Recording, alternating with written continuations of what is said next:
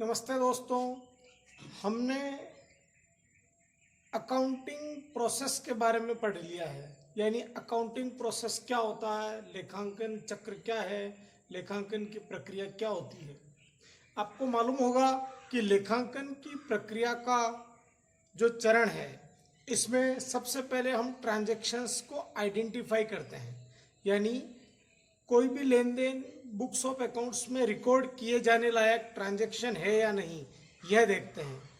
और जब हमें यह आइडेंटिफाई हो जाता है कि वो ट्रांजैक्शंस बुक्स ऑफ अकाउंट्स में रिकॉर्ड किया जाएगा, तो रिकॉर्डिंग की जो सबसे पहली बुक होती है उसका नाम है जर्नल। तो आज हम जर्नल के बारे में पढ़ने वाले हैं। जर्नल को हिंदी में बोला जाता है रोजनामचा। जर्नल के लिए हिंदी शब्द क्या है? रोजनामचा। सबसे पहले बात करते हैं कि जर्नल शब्द की उत्पत्ति कहां से हुई। जर्नल एक फ्रेंच भाषा का शब्द है जिसकी उत्पत्ति जार शब्द से हुई, JOUR, जॉर, है ना, जिसका क्या अर्थ होता है? डायरी या डे बुक, है ना, डायरी या डे बुक। डायरी आप समझते ही हो, डायरी क्या होता है, जो डेली व्यक्ति लिखता है वो डायरी। और डे बुक यानी प्रतिदिन की बुक, है ना। तो जर्नल चूंकि डे बुक या डायरी है, और इसका जो अन्य नाम है वो है बुक ऑफ ओरिजिनल एंट्री। ये प्रारंभिक लेखे की एक पुस्तक है ना।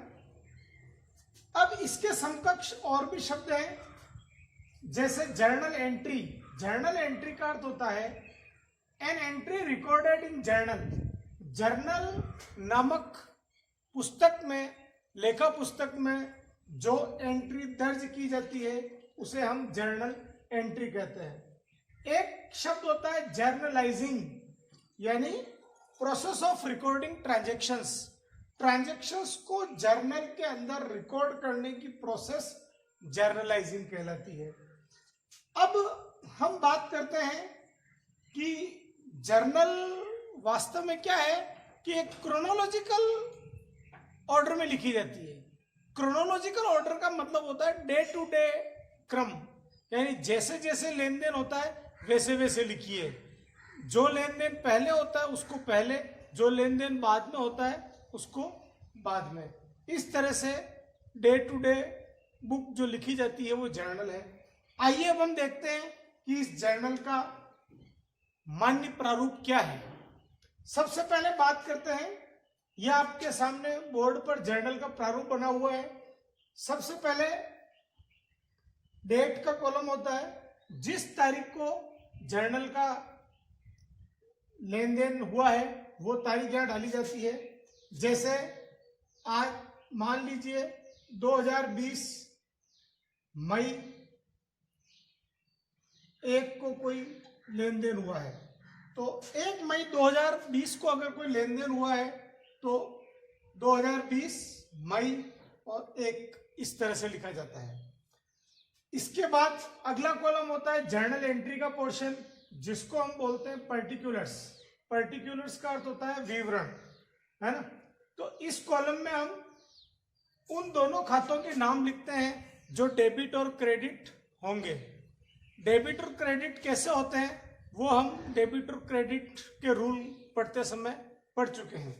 जैसे एक छोटा उदाहरण लेकर के मैं आपको समझाता हूं कि व्यापार में स्वामी ने पूंजी लगाई। इस लेन देन में दो खाते प्रभावित होते हैं, कैश और कैपिटल।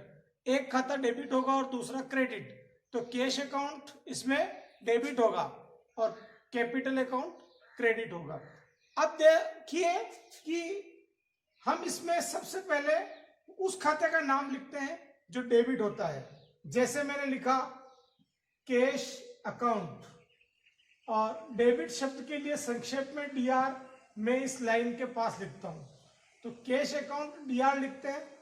फिर उसके बाद ध्यान दीजिए, क्रेडिट शब्द के लिए जर्नल के अंदर ऐसी परंपरा है कि CR नहीं लिख करके टू लिखते हैं, TO अंग्रेजी का अक्षर। अब ये क्यों लिखते हैं? ये परंपरावश लिखते हैं, ठीक है। तो जहां आपका ए है वहां से टी ओ लिखना स्टार्ट करते हैं अपन, यानी इतनी सी जगह छोड़ करके डेबिट के खाते में जहां अकाउंट आ रहा है उसके नीचे टू लिखेंगे, टू कैपिटल अकाउंट। तो cash account DR to capital ये हमने लिखा। इसको इसी तरह से बोला जाता है cash account DR to capital account, यानी ये व्यापार में स्वामी द्वारा पूंजी लगाने की जर्नल प्रविष्टि कहलाएगी। ये जर्नल एंट्री है, और जो ये हमने जर्नल एंट्री की ये जर्नलाइजिंग प्रोसेस कहलाएगी, है ना। अब बात करते हैं, हर जर्नल एंट्री के नीचे एक नरेशन लिखते हैं अपन। नरेशन का मतलब होता है विवरण। तो जर्नल एंट्री को एक्सप्लेन करने वाला जो यहां पर बात लिखी जाती है उसे नरेशन कहते हैं। जैसे इसे एक्सप्लेन करने के लिए हम लिखेंगे started business with cash, started business with cash, नगद लगाकर व्यापार प्रारंभ किया। मान लीजिए 50,000 रुपए लगाए, तो कैश के सामने डेबिट है, कैश अकाउंट डेबिट हो रहा है, तो अमाउंट के कॉलम में डेबिट के सामने हम 50,000 रुपए लिखेंगे। यहां इस बात का ध्यान रखिए कि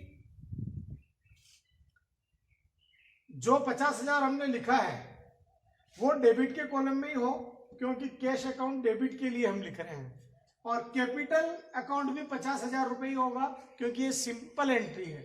हम बाद में कंपाउंड एंट्री पढ़ते समय बताएंगे आपको कि कैश और डेबिट और क्रेडिट किस तरह से अमाउंट डिफरेंट हो सकता है, लेकिन टोटल दोनों की बराबर होगी, है ना। यहां चूंकि एक खाता डेबिट और एक क्रेडिट हो रहा है, तो डेबिट के सामने 50,000 और क्रेडिट यानी कैपिटल के सामने भी 50,000 लिखेंगे। तो इस प्रकार से हमने ये जो किया वो जर्नल एंट्री है। अब आप बात करेंगे कि ये कॉलम हो गया डेट का, ये पर्टिकुलर का, और ये अमाउंट के दो पार्ट हो गए, डेबिट और क्रेडिट। अमाउंट इन रुपीज हमने लिखा। एक कॉलम होता है LF का, LF की फुल फॉर्म होती है लेजर फोलियो। क्या होता है? Ledger folio. इसको हिंदी में बोलते हैं खाता बही पृष्ठांक, खाता बही पृष्ठांक, यानी खाता बही के पेज नंबर। यानी जर्नल का कार्य होने के बाद जब हम इस जर्नल एंट्री की खाता बही में यानी लेजर में खतौनी करते हैं, तो लेजर में खतौनी करते समय हमने कैश अकाउंट किस पेज पर खोल रखा है उस पेज का नंबर यहाँ लिखा जाता है। जैसे मान लीजिए इस लेन देन की हमने कैश अकाउंट की खतौनी लेजर के अंदर पेज नंबर 2 पे कर रखी है, तो यहाँ कैश के सामने 2 आ जाएगा, और कैपिटल अकाउंट की खतौनी हमने पेज नंबर 5 पे कर रखी है, तो पेज नंबर 5 आ जाएगा। यानी LF का मतलब हुआ खाता बही का पृष्ठांक, यानी खाता बही में किस पेज पर ये एंट्री खता दी गई है। तो ये होता है आपके जर्नल के बारे में सामान्य परिचय और जर्नल का प्रारूप। Thank you. अब हम पढ़ेंगे स्टेप्स इन जर्नलाइजिंग, यानी जर्नल की प्रक्रिया क्या है। सबसे पहले बात करते हैं कि कोई भी लेन देन होता है तो हमें यह पता लगाना होता है कि उस लेन देन से प्रभावित होने वाले 2 खाते कौन कौन से हैं। दूसरी स्टेप होती है कि जो प्रभावित खाते हैं उनकी प्रकृति क्या है, यानी ट्रेडिशनल अप्रोच के अकॉर्डिंग पर्सनल, रियल और नॉमिनल में से किस प्रकार का खाता है, या मॉडर्न अप्रोच के according assets, liability, capital, expenses और इनकम में से किस प्रकार का खाता है। अफेक्टेड अकाउंट्स का पता लगने के बाद, अफेक्टेड अकाउंट्स की प्रकृति का पता लगने के बाद डेबिट और क्रेडिट कौन कौन से खाते हो रहे हैं, यानी उन 2 खातों में से कौन सा खाता डेबिट होगा और कौन सा क्रेडिट, इसका पता लगा देंगे हम। इसका पता लगाने के लिए हमें चाहे ट्रेडिशनल अप्रोच का सहारा लेना पड़े या मॉडर्न अप्रोच का, इन दोनों में से किसी एक अप्रोच से हम खाते के डेबिट और क्रेडिट का पता लगाएंगे। जिसके बारे में हम पिछले वीडियो में विस्तृत अध्ययन कर चुके हैं। उसके बाद डेबिट और क्रेडिट जो खाते हैं उसे जर्नल में प्रारूप के अनुसार हमें लिखना है। अब देखिए कि सबसे इंपॉर्टेंट चीज होती है अफेक्टेड अकाउंट्स। तो कोई भी लेन देन किस दो खातों को प्रभावित करता है, लेन देन से कौन से दो खाते प्रभावित हो रहे हैं, सबसे पहले इस बात का पता लगाया जाता है। इस उदाहरण में हमने कुछ लेन देन लिखे हैं और कुछ नियम लिखे हैं। नियम हमने इस साइड लिखे हैं और लेन देन हमने इस साइड लिखे हैं। उन लेन देनों से कौन से खाते प्रभावित होंगे, इन नियमों के आधार पर हमें पता करना है। आइए देखते हैं। सबसे पहला है नियम, लेन देन में नकद या उधार के बारे में स्पष्ट सूचना हो। यानी यदि किसी लेन देन में यह स्पष्ट सूचना है कि लेन देन नकद है या उधार, जैसे कि इस उदाहरण में हम देख सकते हैं, यहां स्पष्ट सूचना है कि एक्स से नकद माल खरीदा, है ना। तो स्पष्ट सूचना है कि एक्स से नकद माल खरीदा। तो ऐसी स्थिति में हमारा नियम यह है कि जब लेन देन में नकद शब्द आ रहा है यानी स्पष्ट सूचना है तो कैश अकाउंट खुलेगा। दूसरा, लेन देन में उधार के बारे में स्पष्ट सूचना हो, यानी ये स्पष्ट सूचना हो कि लेन देन उधार है, तो ऐसी कंडीशन में व्यक्ति के नाम का खाता खुलेगा। यहां एक्स से उधार माल खरीदा इसलिए एक्स का खाता खुलेगा।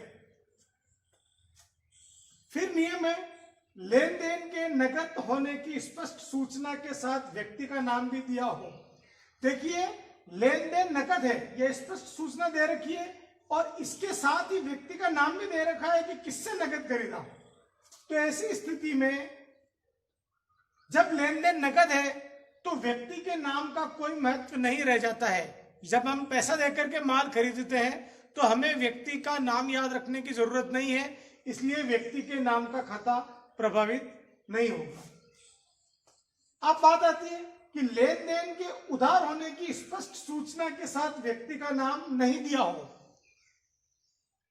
यानी यह स्पष्ट है कि लेन देन उधार है लेकिन व्यक्ति का नाम नहीं दिया है। देखिए, हमने यहां बात की थी कि लेन देन अगर उधार है तो व्यक्ति के नाम का खाता खुलेगा, लेकिन तब खुलेगा जब व्यक्ति के नाम की सूचना दे रखी होगी किससे खरीदा।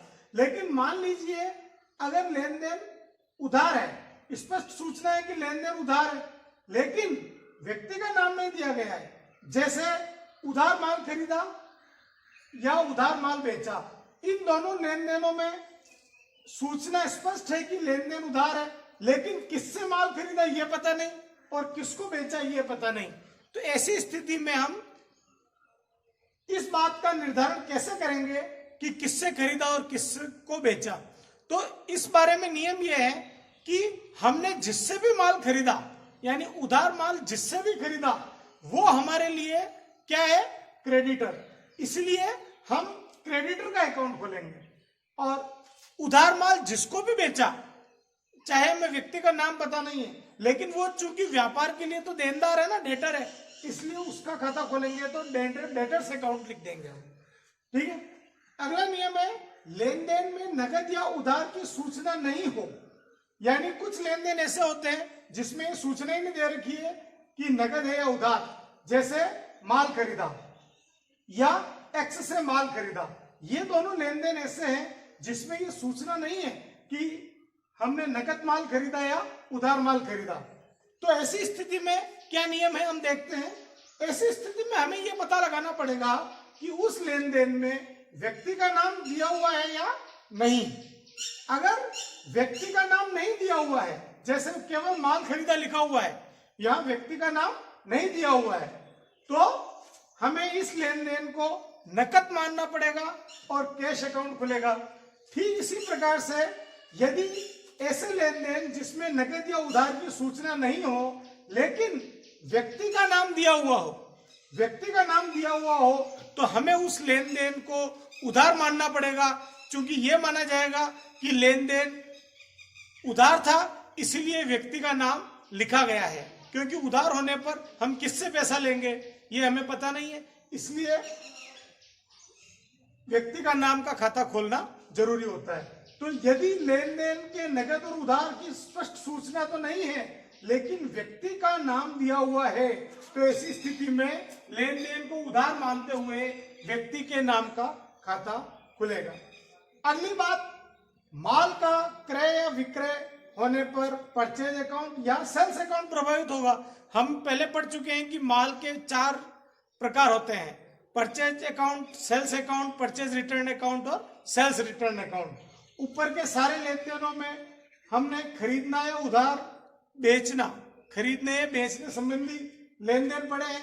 तो ध्यान दीजिए कि अगर माल का क्रय किया जा रहा है तो परचेज अकाउंट खुलेगा, और माल का विक्रय किया जा रहा है तो सेल्स अकाउंट खुलेगा। इन सभी लेन देनों में माल खरीदा, माल खरीदा, माल खरीदा, माल खरीदा, माल बेचा, यानी सब में माल के खरीदने और बेचने की ही बात हो रही है। इसीलिए एक खाता परचेज अकाउंट या सेल्स अकाउंट खुलेगा, यानी माल खरीदा जा रहा है तो परचेज अकाउंट खुलेगा, और माल बेचा जा रहा है तो सेल्स अकाउंट खुलेगा। परंतु ध्यान दीजिए, अगर इन सभी लेन देनों में माल शब्द के स्थान पर किसी संपत्ति का नाम होता, यानी जहां जहां हमने माल लिखा है वहां वहां माल शब्द नहीं होकर के कोई संपत्ति का नाम होता, जैसे मशीनरी, फर्नीचर, कंप्यूटर, है ना, जैसे एक्स से नकद फर्नीचर खरीदा, तो ऐसी कंडीशन में हम यहाँ परचेज अकाउंट के स्थान पर, क्योंकि माल था इसलिए परचेज अकाउंट खोला, तो परचेज अकाउंट के स्थान पर फर्नीचर अकाउंट खोलेंगे, है ना। तो नियम यह है कि अगर माल का क्रय विक्रय नहीं हो और संपत्ति का क्रय विक्रय हो, तो ऐसी स्थिति में परचेज या सेल्स अकाउंट नहीं खोलकर हमें उस संपत्ति के नाम का खाता खोलना है। यानी माल की कंडीशन में खरीदने और बेचने पर अलग अलग खाते खुलते हैं, खरीदने पर परचेज अकाउंट और बेचने पर सेल्स अकाउंट, लेकिन संपत्ति चाहे खरीदी जाए चाहे बेची जाए, हमेशा संपत्ति के नाम का खाता खुलेगा। जो संपत्ति का नाम है, यानी फर्नीचर खरीदा लिखा हुआ है तो फर्नीचर अकाउंट खुलेगा, मशीनरी खरीदी लिखा हुआ है तो मशीनरी अकाउंट खुलेगा, कंप्यूटर खरीदा लिखा हुआ है तो कंप्यूटर अकाउंट खुलेगा। तो ये हमारा नियम है।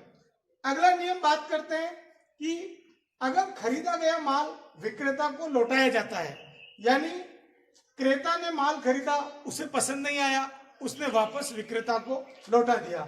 जैसा एक उदाहरण देखते हैं हम कि वाई ने एक्स से जो माल खरीदा था, यहां माल किसने खरीदा? वाई ने। तो क्रेता कौन है? वाई। तो क्रेता ने चूंकि पहले माल खरीदा था वाई ने, माल किससे खरीदा गया? एक्स से, विक्रेता हुआ एक्स।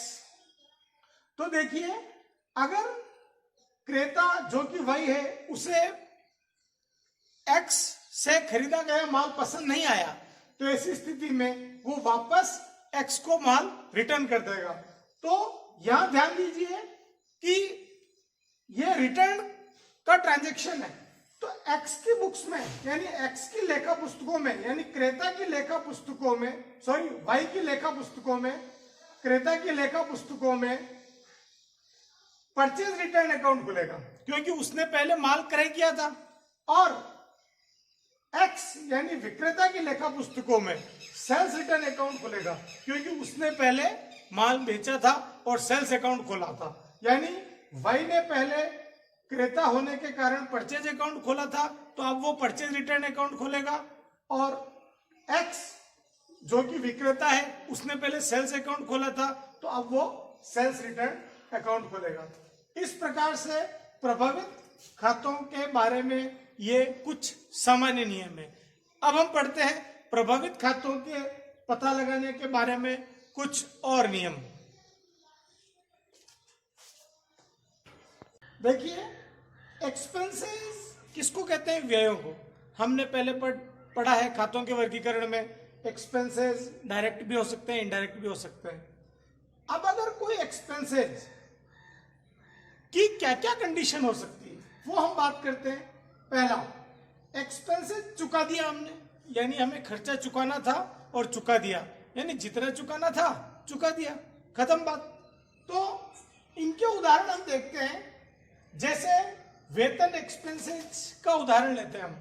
वेतन चुकाया लिखा हुआ है, वेतन चुकाया लिखा हुआ है। तो ऐसी कंडीशन में इस शब्द पे ध्यान दीजिए, चुकाया यानी भुगतान कर दिया, पेमेंट कर दिया, यानी ये नगद लेन देन हुआ। तो नगद लेन देन हो गया, इसलिए एक अकाउंट तो खुलेगा कैश अकाउंट। एक अकाउंट कौन सा खुलेगा? Cash account. दूसरा अकाउंट खुलेगा उस एक्सपेंसेस का खाता। जैसे वेतन चुकाया तो वेतन का मतलब सैलरी अकाउंट।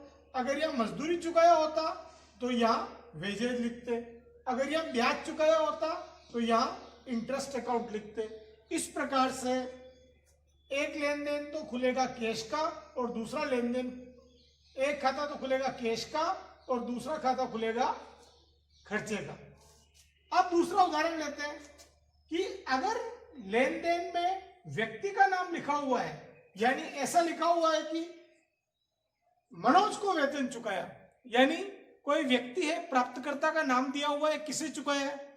तो ऐसी स्थिति में हमारा नियम वही है कि अगर लेन देन नगद हो तो व्यक्ति का नाम नहीं आता है। चूंकि हमने व्यय के लिए मनोज को पैसा दिया है, मनोज से इस पैसे को हमें वापस नहीं लेना है, इसीलिए मनोज का खाता नहीं खुलेगा और कैश अकाउंट ही खुलेगा और सैलरी अकाउंट ही खुलेगा। यानी चाहे वेतन चुकाया लिखा हुआ हो, चाहे मनोज को वेतन चुकाया यानी किसी व्यक्ति का नाम दिया हुआ हो या नहीं दिया हुआ हो, दोनों ही कंडीशन में कैश अकाउंट और व्यय का खाता ही खुलेगा। अब अगली कंडीशन की बात करते हैं कि वेतन बकाया है। यानी आप मान लीजिए कि वेतन बकाया है, बकाया का मतलब आपको इस वर्ष चुकाना था और आपने नहीं चुकाया।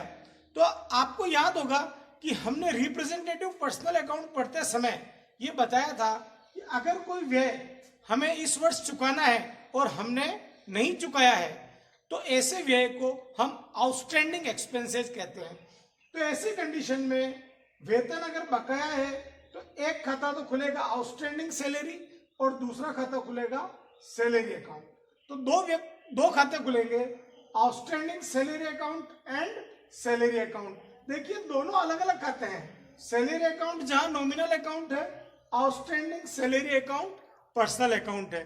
तो दोनों ही खाते डिफरेंट है। सैलरी अकाउंट जहां व्यय का प्रतिनिधित्व करता है, वहीं आउटस्टैंडिंग सैलरी अकाउंट उस व्यक्ति का प्रतिनिधित्व करता है या उन व्यक्तियों के समूह का प्रतिनिधित्व करता है जिनसे सैलरी रिलेटेड है, यानी जिनको देनी है।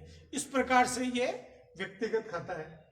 अब तीसरी कंडीशन में बात करते हैं कि सैलरी जितनी चुकानी थी, यानी वेतन जितना चुकाना था, व्यय का भुगतान जितना करना था, उससे हमने ज्यादा भुगतान कर दिया, यानी हमने एडवांस चुका दिया, अगले साल का भी इसी साल चुका दिया।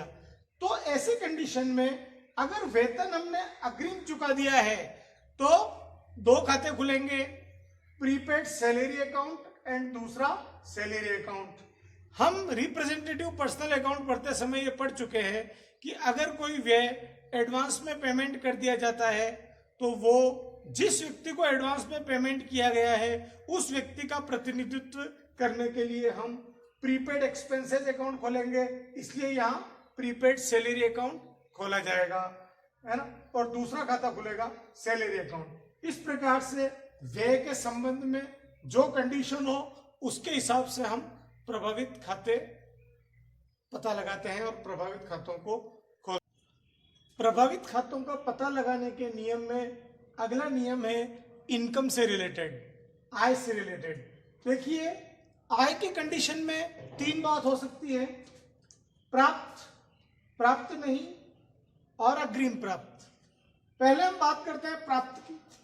अगर कोई आय प्राप्त होती है, माना कि ब्याज एक आय है जिससे हम प्राप्त कर रहे हैं, तो ट्रांजैक्शन है ब्याज प्राप्त।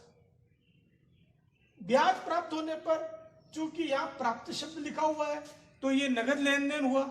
प्राप्त नगद लेन देन होने के कारण कैश अकाउंट खुलेगा और दूसरा खाता खुलेगा ब्याज का, यानी इंटरेस्ट अकाउंट। अब अगला उदाहरण लेते हैं। जैसे लिखा हुआ है विकास से ब्याज प्राप्त किया, यानी ब्याज किससे प्राप्त किया, ब्याज चुकाने वाले का नाम भी लिया हुआ है, लिखा हुआ है। तो विकास से हम ब्याज प्राप्त करते हैं, तो विकास के नाम से कोई मतलब नहीं है, क्योंकि ब्याज प्राप्त करना एक नकद लेन देन है। तो ऐसी कंडीशन में भी यही दो खाते खुलेंगे, कैश अकाउंट और इंटरेस्ट अकाउंट। नेक्स्ट, ब्याज हमें प्राप्त नहीं हुआ लेकिन हमने कमा लिया है, यानी उपार्जित ब्याज। तो ऐसे कंडीशन में हम रिप्रेजेंटेटिव पर्सनल अकाउंट पढ़ते समय ये पढ़ चुके हैं कि जब कोई आय हमें प्राप्त नहीं होती है, चाहे हमने उसको इस वर्ष कमा लिया लेकिन हमें अभी प्राप्त नहीं हुई है, तो वो एक तरह से हमारे लिए बकाया है, यानी उपार्जित है। तो ऐसी कंडीशन में दो खाते खुलेंगे, एक एक्रूड इनकम अकाउंट जो कि यहाँ इंटरेस्ट है, और दूसरा उस इनकम का खाता। तो एक्रूड इंटरेस्ट अकाउंट और इंटरेस्ट अकाउंट दो खाते खुलेंगे। तीसरी कंडीशन हो सकती है कि हमने ब्याज एडवांस में प्राप्त कर लिया, यानी वो टाइम ही नहीं आया, यानी हमने कमाया ही नहीं और हमने एडवांस में ब्याज रिसीव्ड कर लिया। तो ब्याज अगर हम अग्रिम प्राप्त कर लेते हैं तो वो ब्याज हमारे लिए अनुपार्जित या अनअर्न्ड इनकम होता है। इस प्रकार से अनुपार्जित या अनअर्न्ड इनकम होने पर या अग्रिम रूप से कोई आय प्राप्त करने पर दो खाते खुलेंगे, अनअर्न्ड इनकम और इनकम। तो यहाँ अग्रिम प्राप्त हमने ब्याज किया तो अनअर्न्ड इंटरेस्ट और इंटरेस्ट अकाउंट दो खाते खुलेंगे। इस प्रकार से ये नियम आय के संबंध में थे। अगला नियम है माल का बिक्री के अतिरिक्त अन्य उपयोग। देखिए, मैंने आपको माल के उपयोग बताते समय ये बताया था कि माल को या तो बेचा जाता है, सेल्स बन जाता है, या माल नहीं बिकता है, साल खत्म होने पर भी तो स्टॉक बन जाता है। इसके अलावा माल की बिक्री के अलावा और भी उपयोग होते हैं, यानी और भी अन्य तरीके ऐसे हैं जिनसे माल व्यापार से बाहर जाता है या माल में कमी होती है। आइए देखते हैं वे तरीके कौन कौन से हैं और उन कंडीशन में कौन कौन सा खाता खुलता है। तो एक बात ध्यान रख लीजिए कि माल का बिक्री के अलावा अगर अन्य उपयोग होता है तो हमेशा परचेज अकाउंट खुलता है। कौन सा अकाउंट खुलता है? Purchase account. तो इन सभी कंडीशन में एक अकाउंट तो परचेज अकाउंट खुलेगा, ये तो फिक्स है ना। यानी इन सभी कंडीशन में माल में कमी हो रही है, जो हमने माल खरीदा है उसमें कमी हो रही है, तो माल को खरीदते समय हम परचेज अकाउंट खोलते हैं। तो माल खरीदे गए माल में कमी होने पर हम परचेज अकाउंट ही खोलेंगे। तो एक खाता तो खुलेगा परचेज अकाउंट, और दूसरा खाता क्या खुलेगा वो हम इसमें बात करते हैं। देखिए, माल आग से, भूकंप से या बाढ़ से नष्ट हो जाता है। यदि माल इनमें से किसी भी प्रकार से नष्ट हो गया है, माल की हानि हुई है, तो हम वो खाता खोलेंगे लॉस बाय फायर, अगर आग से नष्ट हुआ है तो, अगर भूकंप से नष्ट हुआ है तो लॉस बाय अर्थक्वेक, और अगर बाढ़ से नष्ट हुआ है तो लॉस बाय फ्लड। इस प्रकार से एक खाता तो इन तीनों में से खुलेगा जो भी कंडीशन हो, और दूसरा खाता खुलेगा परचेज अकाउंट। ठीक इसी प्रकार से अगला लेन देन है माल फ्री सैंपल के रूप में डिस्ट्रीब्यूट किया। माल को हम एडवर्टाइजमेंट के पर्पज से फ्री सैंपल के रूप में यदि संभावित ग्राहकों को डिस्ट्रीब्यूट करते हैं तो ऐसी कंडीशन में एक खाता खुलेगा फ्री सैंपल अकाउंट, और दूसरा खाता आपका परचेज अकाउंट है, वो हमेशा खुलेगा। हम यहाँ फ्री सैंपल के स्थान पर एडवर्टाइजमेंट अकाउंट भी खोल सकते हैं। तो फ्री सैंपल या एडवर्टाइज अकाउंट। नेक्स्ट, माल स्वामी ने पर्सनल यूज या डोमेस्टिक यूज के लिए व्यापार से निकाला। यदि स्वामी व्यक्तिगत उपयोग या घरेलू उपयोग के लिए व्यापार से माल निकालता है, तो यानी निजी उपयोग करता है, तो ऐसी कंडीशन में परचेज अकाउंट तो खुलेगा ही, क्योंकि खरीदे गए माल में कमी हो रही है, और साथ में दूसरा खाता कौन सा खुलेगा इसमें? Drawing account. क्योंकि हमें पता है कि स्वामी का खाता व्यापार में दो रूपों में खुलता है, पूंजी लगाने पर कैपिटल अकाउंट और निजी उपयोग के लिए ड्राइंग अकाउंट। तो दूसरा खाता खुलेगा drawing account. Next lane then, नकद वेतन के बदले कर्मचारी को व्यापार से माल दिया। कई बार व्यापार अपने कर्मचारी को नकद वेतन नहीं चुका पाता है और वो उस नकद वेतन के बदले में माल दे देता है। तो माल देने पर परचेज अकाउंट तो खुलेगा ही और दूसरा खाता खुलेगा इसमें सैलरी अकाउंट, क्योंकि वेतन के बदले दिया ना, इसलिए उस एक्सपेंसेज का अकाउंट खुल जाएगा। तो परचेज अकाउंट और सैलरी अकाउंट दो खाते इसमें प्रभावित होंगे। नेक्स्ट लेन देन है, अगर किसी एसेट्स का प्रयोग अगर किसी माल का प्रयोग व्यापार में एसेट्स के क्रिएशन में किया जा रहा है, यानी आप मान लीजिए अगर किसी व्यापार में सीमेंट का बिजनेस है, सीमेंट का व्यापारी व्यापार करता है और अगर उस व्यापार में बिल्डिंग का क्रिएशन किया जा रहा है, यानी बिल्डिंग और बनाई जा रही है या बिल्डिंग का विस्तार किया जा रहा है, तो ऐसी कंडीशन में वो सीमेंट अपने व्यापार से ही लेगा, यानी सीमेंट उसके लिए माल है तो परचेज हुआ। और चूंकि उस सीमेंट का उपयोग अपने व्यापार में बिल्डिंग के निर्माण में कर रहा है, तो दो खाते खुलेंगे, एक तो परचेज अकाउंट क्योंकि माल का प्रयोग हो रहा है इसलिए, और दूसरा खाता खुलेगा बिल्डिंग अकाउंट, उस संपत्ति के नाम का खाता आ जाएगा।